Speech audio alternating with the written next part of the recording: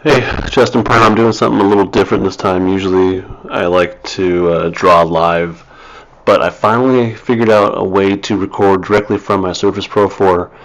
So I recorded this ahead of time, and I'm dubbing my voice in afterwards. This is brand new. It's kind of like a commentary on top of what I did. Well, actually, it's exactly like that.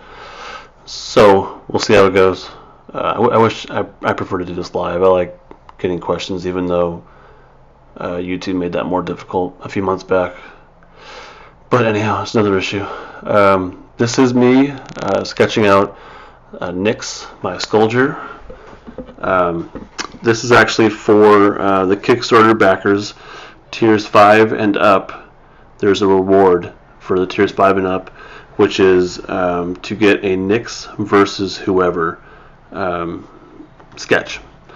So what I'm doing here is sketching out basically a template, so that I'm expecting to get, I don't know how many of these things, but a lot. So I don't want to have to redo the whole thing over and over and over again. So this will give me a sketch of the Nyx part, and then what I'll do is put it back into Blue Line, print it out, and then draw in whoever the character is that they want to have fighting Nyx. So that'll save me a little time, but it'll still be in actual pencil for whoever gets it. So that's what I'm doing. Yeah. So I guess I'll walk us through a little bit of this. There's probably, honestly, not a whole lot to say. So this might just be a lot of nothing. I'm really enjoying Sketchbook Pro. First off, no, I'm sorry, Sketchbook Pro. I love Sketchbook Pro, but this is Clip Studio Paint, which we used to be called Manga Studio. This is Clip Studio Paint EX, and you get to see the whole screen. I'm drawing it this on my Surface Pro 4, which I'm also overall really enjoying. I have the Surface Pro 4. I think it's a 13-inch screen, I believe. So what I discovered through this process, usually the battery is okay. I typically draw with it plugged in anyways, and it heats up, but since I was recording the screen and doing this, I noticed that it got really hot, and actually the fans kicked in, which I've never heard before. So when I'm just drawing using Clip Studio Paint, the fans don't ever kick in, but the fans kicked in and it got pretty damn hot. Plus I didn't have it plugged in, so it was just running on battery power, and the battery was getting burned up pretty quick, but I was able to finish this with a good chunk of battery left, but just something to know, I guess. So yeah, this is on Clip Studio Paint, and you can see one of my workspaces. I really like on Clip Studio Paint that you can customize your workspace. So this is the workspace that I use for making prints, and apparently for making sketches. So you can see about a little over, probably a little under 2/3 of the screen are set for actual drawing space, and the other third-ish is for tools that I use commonly. So that's the way I have it set up for this, which is just a sketch. But I also use this setup for doing print work, like stuff that I want to make into prints.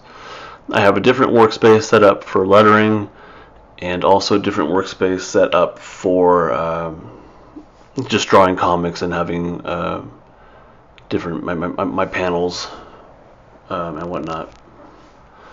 And then I also have, when I'm doing the comic work, I like to have a window set up so that I can see the page flow.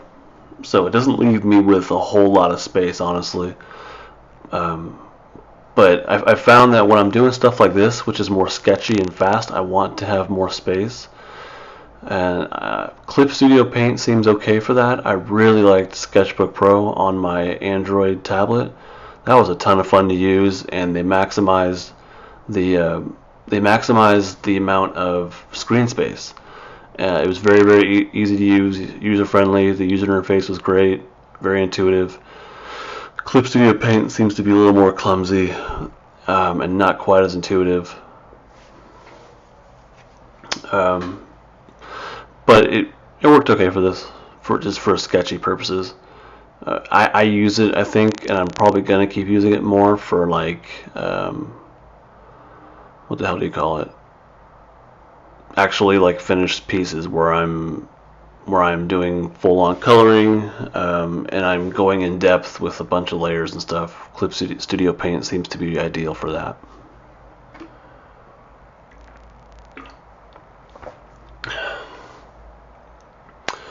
Alright, so yeah, again, now this is Nyx. He's the character from issue 1. Each issue, the first 3 issues of the 6-issue arc are going to feature different characters. Issue 1 has Nyx, and he's pretty much standalone. He has his ship, AI named Madeline, kind of like Cortana with Halo. And then in issue 2, I'm going to have Masako. She's like a 50-year-old Japanese woman who talks less than... actually, she probably talks the same amount as Nyx, but the way she talks is pretty unique.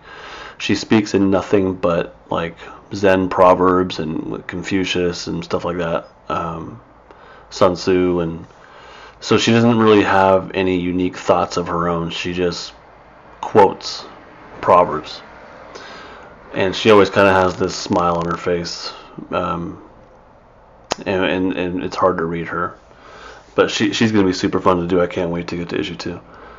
She has a companion with her. She has her ship AI. Actually, I'm sorry, it's not hers. It's Org's. Her companion is named Org. He's like an alien creature, and you can tell by his name he's a big guy. So Org is an alien kind of creature from I think from Planet 3 Echo.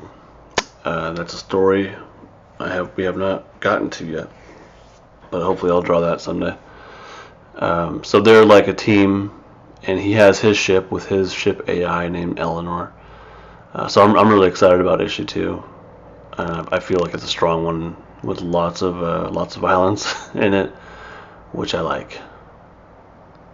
So this is a cross-hatching style that someone yesterday asked me, or 2 days ago during my stream, and I didn't get the question until afterwards.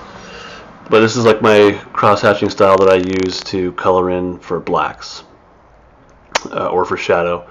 I started using it just because, or I started using it when I was doing actual pencil on comic board, and it was just kind of a placeholder because I didn't want to just have X's. I wanted to have more of a obvious black, so I started doing this quick crosshatch style to signify where I wanted to put the digital black ink.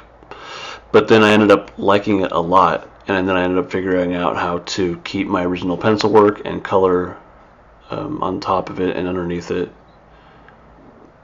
So I just kept it. I love the way it looks, and I think my style is usually pretty animated, lots of energy.